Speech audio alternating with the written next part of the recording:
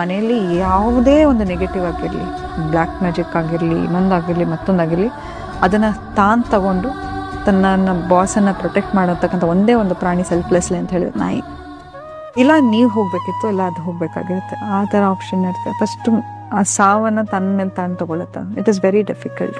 ಯಾಕೆ ನಾವು ನಾಯಿಗಳನ್ನು, ಮಗು ಸತ್ತಾಗ ಎಷ್ಟು ನೋವಾಗುತ್ತೆ, ಒಂದು ನಾಯಿ ಹೋದಾಗ ಅಷ್ಟೇ ನೋವಾಗುತ್ತೆ. ಯಾಕಂತ ಹೇಳಿದ್ರೆ ಅದು ನಮಗೆ ಸೆಕ್ಯೂರ್ ಅಟ್ಯಾಚ್ಮೆಂಟ್ ಕೊಟ್ಟಿರುತ್ತೆ. ನಮ್ಮ ನ್ಯೂರೋ ಟ್ರಾನ್ಸ್ಮಿಟರ್ಗೆ ಆ ಎಫೆಕ್ಟನ್ನು ಕೊಟ್ಟಿರುತ್ತೆ. ಮನೇಲಿ ಇದ್ದಕ್ಕಿದ್ದಂಗೆ ಗಾಜು ಹೊಡಿಯೋದು ಇದೆಲ್ಲವೂ ಆಗ್ತಾ ಇರುತ್ತೆ. ಎಷ್ಟೋ ಸತಿ ಅವು ತೋರಿಸುತ್ತವೆ ಮನೆ ಎನರ್ಜಿಯನ್ನು ಕಮ್ಯುನಿಕೇಟ್ ಮಾಡುವಾಗ. ಯಾರು ಕಂಡ್ರೆ ಇಷ್ಟ, ಏನಿಷ್ಟ, ತನ್ನ ಬಗ್ಗೆ ತಾನೇನು ಹೇಳ್ಕೊಳ್ಳೋದೇ ಇಲ್ಲ. ನಾನು ಪ್ರಾಣಿಗಳು ಯಾವಾಗಲೂ ತನ್ನ ಓನರ್ ಬಗ್ಗೆ ಹೇಳ್ತಾ ಇರ್ತವೆ, ಯಾರನ್ನ ಮಿಸ್ ಮಾಡ್ತೀನಿ ಅಂತ ಹೇಳುತ್ತೆ.